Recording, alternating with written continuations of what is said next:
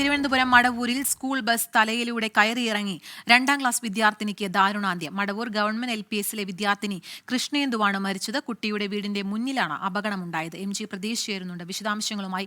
പ്രതീഷ്, ദാരുണമായ സംഭവം, അപകടം എങ്ങനെയാണ് ഉണ്ടായത്? കൂടുതൽ വിവരങ്ങൾ എന്തൊക്കെ?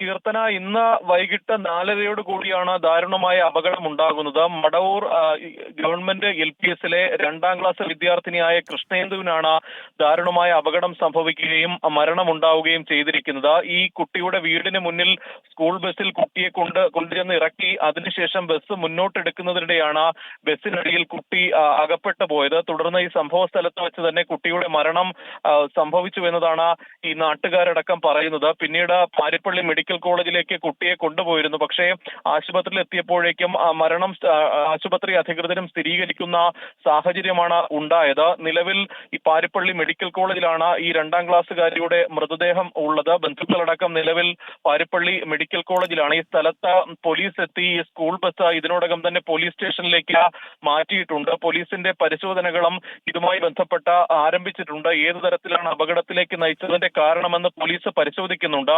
1-2 നാട്ടുകാർ നിലവിൽ അറിയിക്കുന്ന കാര്യം, ഈ കുട്ടിയുടെ വീടിന്റെ മുൻഭാഗത്താണ് ബസ് നിർത്തിയത്. തുടർന്ന് കുട്ടി ബസ്സിൽ നിന്ന് പുറത്തേക്ക് ഇറങ്ങി.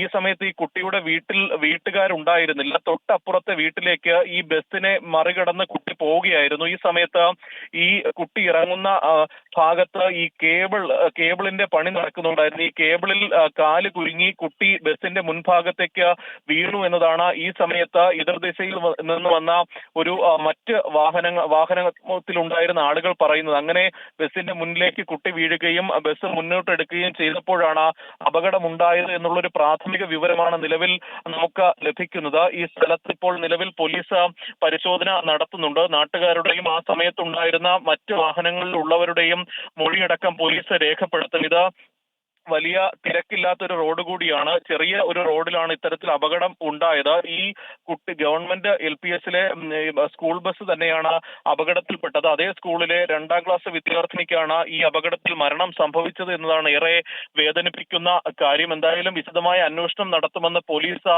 നിലവിൽ അറിയിച്ചിട്ടുണ്ട്. കീർത്തന, പ്രതീഷ്, ഈ കുട്ടി ബസ്സിൽ നിന്ന് ഇറങ്ങി ബസ്സിന്റെ മുന്നിലൂടെ റോഡ് മറികടക്കാൻ ശ്രമിക്കുമ്പോഴാണ് അപകടമുണ്ടായത്. ഈ ബസ് ഡ്രൈവർ കുട്ടിയെ കാണാതിരുന്നതാണോ അപകടത്തിലേക്ക് നയിച്ച സംഭവം? ഡ്രൈവറുടെ മൊഴിയെടുത്തോ? പോലീസ് പറയുന്ന മറ്റ് വിശദാംശങ്ങൾ എന്തൊക്കെയാണ്? ദൃക്സാക്ഷികൾ ഉണ്ടായിരുന്നോ സംഭവത്തിന്?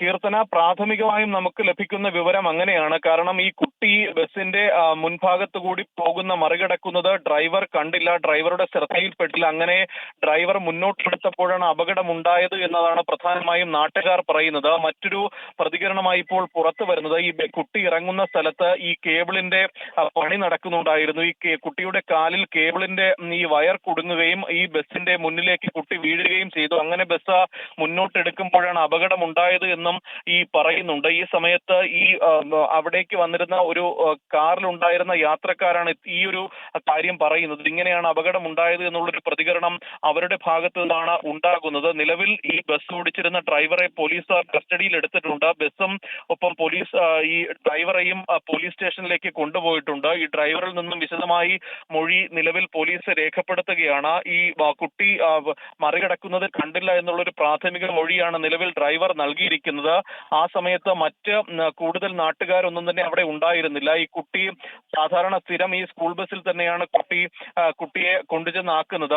മറ്റ് 1-2 കുട്ടികളെ ഇറക്കിയ ശേഷം തിരികെ വന്ന് ഈ കുട്ടിയെ വീട്ടിന് മുൻഭാഗത്ത് ഇറക്കുമ്പോഴാണ് അപകടമുണ്ടായത്. ഈ മുൻഭാഗത്ത് ഇറക്കുന്ന സമയത്ത് കുട്ടിയുടെ വീട്ടിൽ ആളുണ്ടായിരുന്നില്ല. അങ്ങനെ തൊട്ട് അയൽവക്കത്തെ വീട്ടിലേക്ക് കുട്ടി പോകാനാണ് ബസ്സിന്റെ മുൻഭാഗത്ത് കൂടി മറികടക്കാൻ ശ്രമിച്ചത്. അപ്പോൾ ഒരു കേബിളിൽ കാല് കുരുങ്ങുകയും ബസ്സിന്റെ മുൻഭാഗത്തേക്ക് വീഴുകയുമാണ് ഉണ്ടായത് എന്നതാണ് ആ സമയത്ത് അവിടെ ഉണ്ടായിരുന്ന ആളുകൾ പറയുന്നത്. ഇതിന്റെ അടിസ്ഥാനത്തിലുള്ള ഒരു പരിശോധനയാണ് നിലവിൽ പോലീസ് നടത്തുന്നത്. നിലവിൽ ഈ അപകടം ഉണ്ടായ ആ ഒരു ഘട്ടത്തിൽ തന്നെ കുട്ടിയെ പാരിപ്പള്ളി മെഡിക്കൽ കോളേജിലേക്ക് കൊണ്ടുപോയിരുന്നു. പക്ഷേ ഈ സംഭവ സ്ഥലത്ത് വെച്ച് തന്നെ കുട്ടിയുടെ മരണം സംഭവിച്ചു എന്നതാണ് നാട്ടുകാർ പറയുന്നത്. കാരണം കുട്ടിയുടെ ശരീരത്ത് കൂടി വാഹനം കയറി ഇറങ്ങുന്ന ഒരു ദാരുണമായ ഒരു സാഹചര്യമാണ് ഉണ്ടായത്. തുടർന്ന് ഉടൻ തന്നെ ആശുപത്രിയിൽ എത്തിച്ചു. നിലവിൽ ഈ ബന്ധുക്കളടക്കം ആശുപത്രി ആശുപത്രിയിലാണ് ഉള്ളത്.